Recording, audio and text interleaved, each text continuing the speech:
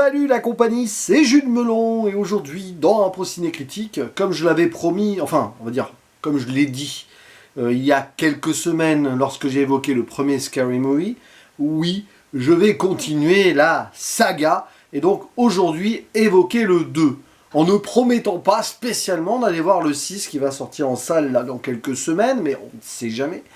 Et justement, à l'époque donc de cette vidéo sur le premier film, je ne savais plus si j'avais vu ce Scary Movie 2. Le 3, oui. Le 2, je ne savais plus. Mais, en voyant le casting, oui, je me suis rappelé avant même de le revoir, donc, que je l'avais déjà visionné. C'est toujours réalisé par le frangin Keenen Ivory Wayans, avec au scénario et en tant qu'acteur les deux autres, Marlon et Sean. Mais c'est la dernière fois que les Wayans, à l'époque en tout cas, est-ce qu'ils sont sur le 6? J'ai un doute, peut-être. On verra. Je n'ai pas vérifié. Mais en tout cas, voilà. Après, ils ne feront pas le 3, 4, 5. Parce que... Pas parce que... Plein de raisons, probablement. Au scénario, ils sont accompagnés de certaines personnes, mais plus le duo Friedberg-Setzer qui préparait peut-être, eux, leur délire à eux. Même s'ils en avaient fait un avant, Scary Movie. À savoir les Spartatouille et compagnie, là. Je n'ai vu que Spartatouille. Ah si, il y a Mort-moi sans hésitation aussi. Et j'en ai déjà parlé sur la chaîne de celui-là. Bref. On remet le couvert ici. Alors pourquoi ils ne sont pas revenus par la suite? Parce que peut-être que celui-ci est moins bon que le premier, c'est une chose. Mais ils ont eu vraiment très peu de temps. Je crois que c'est 9 mois de pré-prod, prod, tournage et post... Enfin bon, bref. 9 mois pour mettre tout ceci en boîte. Pour une sortie un peu moins d'un an avant le premier. Alors vous allez me dire, bon ça arrive, les suites un an après. Sauf qu'il n'y en avait pas de prévu à la base. Le Scary Movie premier du nom. C'était une sorte de one-shot. Et vu le grand succès, on leur a très vite commander d'en faire un autre. Et donc, ils ont dû se précipiter. Ça leur a peut-être pas plu. Au casting de retour, donc, du premier film, même si beaucoup d'entre eux, apparemment, étaient morts, bon, nous avons Anna Faris, forcément, les frères Wayans, Sean et Marlon, Regina Hall, et je crois que c'est tout, déjà pas mal. Il y a des morts du premier film qui ne reviennent pas, ou des vivants du premier film qui ne reviennent pas non plus. N'allez pas chercher la moindre logique. C'est pas vraiment une suite, en fait, mais bon. Et alors, c'est pour ça aussi que je me souviens que je l'avais vu, mais je savais plus si c'était le 2 ou 3. En fait, c'est le 2. Nous avons le grand Tim Curry dedans. Voilà. Tim Curry qui a joué déjà dans le domaine horrifique, au sens large, dans des très très bons films, The Rocky Horror Picture Show, et en téléfilm, ça, il est revenu, Pennywise le Clown. Il y a des références, plus ou moins directes, évidemment, à ces deux œuvres là-dedans, qui parodient et pastichent bon nombre de films horrificaux, trucs. Il y a aussi, alors Christopher Masterson, que vous allez peut-être revoir là dans la série Malcolm, et qui était donc transfuge de là. David Cross et Chris Elliott, voilà. Ah bah oui, c'était bien. Voilà, des grands acteurs un peu comiques à l'époque, Marie à tout prix d'ailleurs pour Chris Elliott. Et Tori Spelling, alors tiens, Tori Spelling qui avait joué non pas dans Scream, mais dans Stab. LOL, oui, elle faisait une apparition dans Scream 2, je crois, dans le rôle de Sidney Prescott dans Stab. Bon. Donc c'est marrant presque de la retrouver là, même si le film ne dit pas du tout Scream ici. Sauf sur un point, ça se déroule à l'université, comme Scream 2, après le lycée et l'université. Et d'autres prestations, voilà, Kathleen Robertson par exemple, qui va mettre sa plastique en valeur, parce qu'il fallait que ça soit mis en valeur dans ces films-là à l'époque. James Woods aussi, voilà, j'ai failli oublier James Woods. Il est très bas, parce qu'il apparaît peu. Il tourne, je crois, 4-5 jours, et il touchera quand même son $1 million. Tout va bien, tout va bien. Bon. Et donc, pour faire simple, voilà l'histoire, le synopsis, on retrouve nos jeunes gens du premier film passés à la fac, et qui vont être sélectionnés par le professeur joué par Tim Curry et son assistant, qui est interprété par David Cross, qui est en fauteuil. Ils vont être sélectionnés pour une expérience sur le sommeil, afin de leur collection de morts imminentes du précédent film, pour voir peut-être, dans un manoir, réveiller un esprit qui semble un petit peu lubrique. Rien à voir avec Stanley. Lubrique, j'ai dit. Et donc là-bas, tous enfermés, dans cette expérience-là, ils vont être possédés, subir une hantise, etc., avec le servant, le domestique local, là, joué par Chris Elliott, un concierge qui a une petite main entre le paraplégique et celui qui a une petite main. Évidemment, il va y avoir des bastons de vannes sur le handicap. Bon, c'est pas le plus finalement gênant du film, Par contre, alors, pipi, caca, popo, vomi, gerbe et autres et compagnie, et sexe, cul. Bon, ça a été pénible de le revoir. Et je l'ai déjà vu, hein, une fois. Le pire, c'est que, je pense l'avoir vu qu'une, peut-être 2 fois. Et le pire, c'est que je me suis souvenu de certaines scènes. Et j'étais là en mode... Bah ouais, ok, il a fallu que je le revoie pour me rappeler à quel point c'est pas bien. Et le problème du film, c'est que le premier était réussi, bien écrit, bien ficelé, avec cette mise en scène qui allait en raccord avec les gags. C'était jamais trop long, vous voyez, trop dans la durée. Voilà, il y avait une fluidité, quelque chose.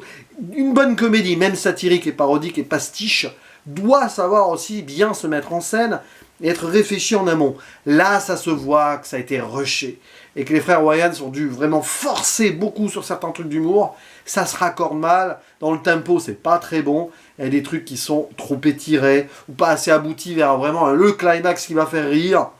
C'est assez pénible quand même. Alors toute cette scène d'introduction qui rejoue L'Exorciste et aussi Amityville, pourquoi pas? Il y a des idées, mais tu sens très vite que ça va nulle part. Par exemple, voilà, il va y avoir un échange de gerbes entre donc le personnage de Regan, alors je sais plus comment elle s'appelle, Megan, pour le film du coup, et le prêtre joué par James Woods, qui est évidemment très porté sur le pipi caca popo cul et tout. Bah, ça annonce la couleur, si vous voulez, en fait. Et ils vont se balancer des trucs de gerbes, comme ça dure 10 secondes, c'est pénible, c'est nul.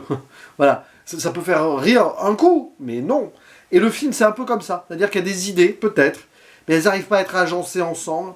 Ça fait presque un peu redite de certaines choses du premier, notamment le personnage de Shorty, quand bien même la meilleure scène soit avec lui, où il se fait transformer en pétard géant par de la bœuf géante. Ah, c'est le fumeur qui est fumé. Ça, oui, c'est très drôle. Voilà. Mais alors, sinon, tout le reste, c'est très moyen.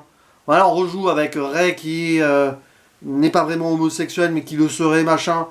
Au début, avec un personnage lambda qu'on ne reverra plus après. Je sais pas pourquoi. Pourquoi ils l'ont mis là, ils l'ont pas ramené avec le groupe de... Bon, bah, il fait pas partie de l'expérience, il n'a pas vécu des trucs du premier film. T'as les trucs très très lourdingues, hein, de Sidney qui veut pas être en couple, elle est pas prête, par rapport à donc, ce qu'elle a vécu avant. Et donc, le personnage de Christopher Masterson, qui va être son buddy, il s'appelle Buddy, son meilleur pote, et il la traite comme si c'était son meilleur pote, avec des trucs un peu masculin-virilistes, bidons. Bon, ça peut faire sourire vite fait, mais à un moment, c'était lourdingue.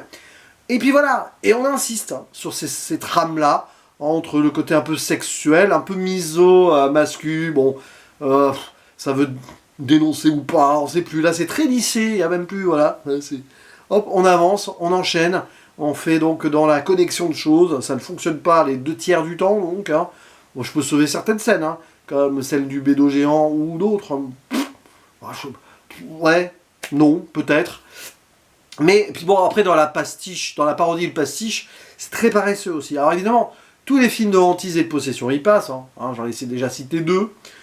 Oui, bon, on reprend même des parodies des films d'avant, notamment il y a un retour à Matrix, bon, c'était déjà dans le premier film, il y a des pubs aussi. Voilà, je vais pas faire tout le listing, etc.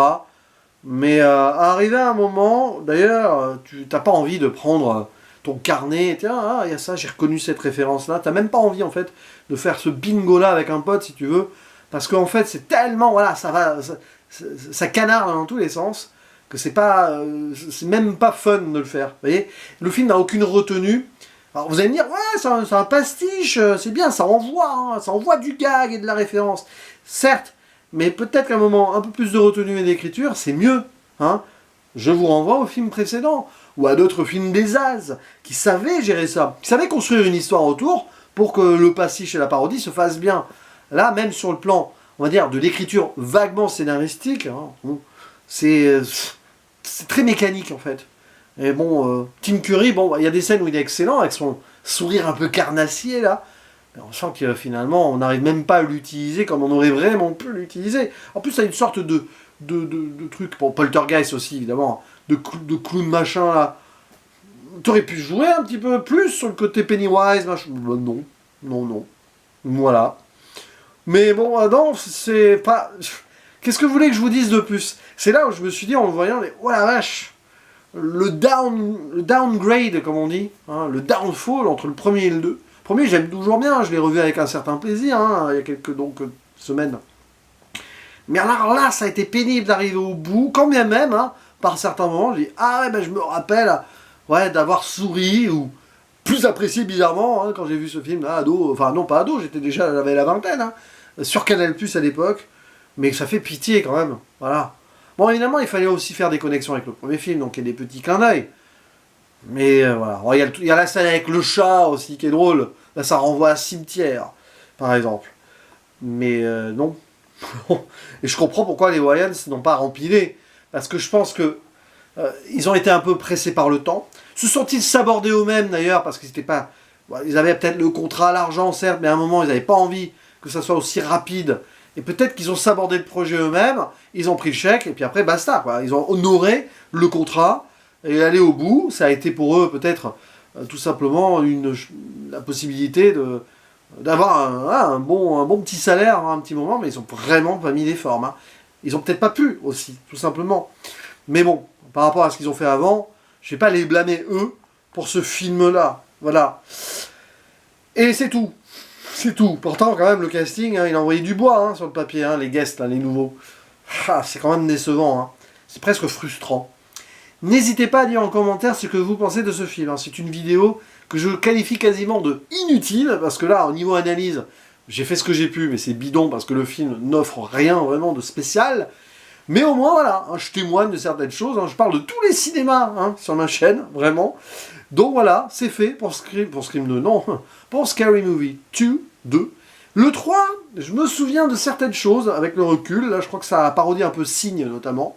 Un peu plus Alien extraterrestre. Il y avait des choses, j'ai hâte de le revoir, même si j'ai peur aussi.